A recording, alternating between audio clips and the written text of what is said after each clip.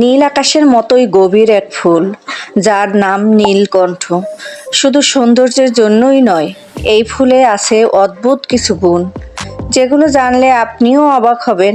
আজকের ভিডিওতে আমরা জানাবো নীলকণ্ঠ ফুলের রহস্য, উপকারিতা আর আমাদের গ্রামীণ জীবনে এই ফুলের প্রভাব।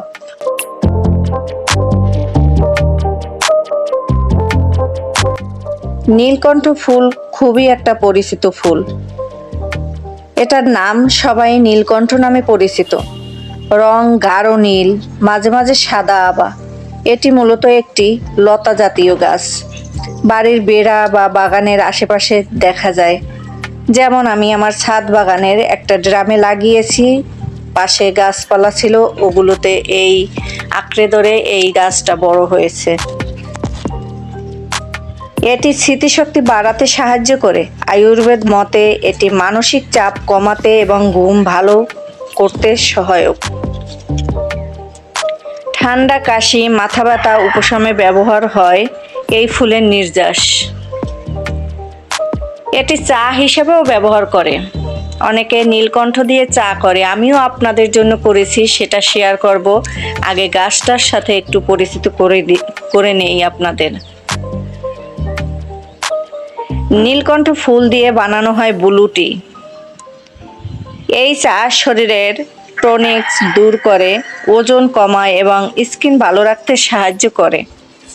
লেবু দিলেই চায়ের রং নীল বেগুনিতে বদলে যায়। এটা এক অনন্য সৌন্দর্য, তাইও আমি আপনাদের দেখাবো, সেটা দেখবেন। অনেকে নীলকণ্ঠ ফুল ব্যবহার করেন প্রাকৃতিক রং তৈরিতে। হস্তশিল্প, নকশি কাঁথা ও ফেব্রিক্স এর রং প্রাকৃতিকভাবে ব্যবহার হয়। নারীরা চুলে গুজে নেয় এই ফুল, এটি রূপের প্রতীক। হিন্দু ধর্মে নীলকণ্ঠ ফুল শিবের পূজায় ব্যবহৃত হয়। বিশ্বাস করা হয় এই ফুল নেতিবাচক শক্তি দূর করে এবং ঘরে শান্তি আনে। অনেক বাড়ির দক্ষিণ পাশে এই ফুল লাগান শুভ শক্তির জন্য।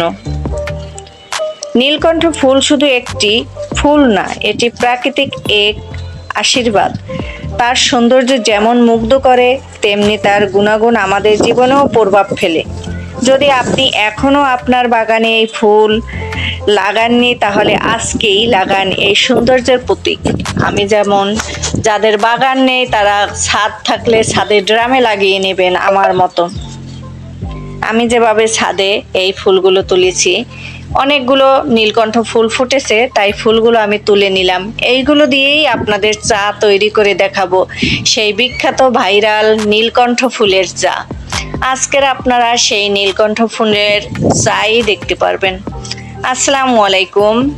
সর্বশেষে আপনাদের সালাম দিলাম, অনেক উপকারিতা গুণাগুণ জানাইলাম, তারপরেই সালাম দিলাম। এখন আমি শুরু করছি নীলকণ্ঠ ফুলের চা। আমি গ্যাসের চুলায় একটা হাঁড়ি নিয়েছি আর 1 কাপ পানি দিয়ে দিলাম। 1 কাপের একটু বেশি দিয়েছি, যেহেতু পানিটা একটু টানবে তো সেই জন্য।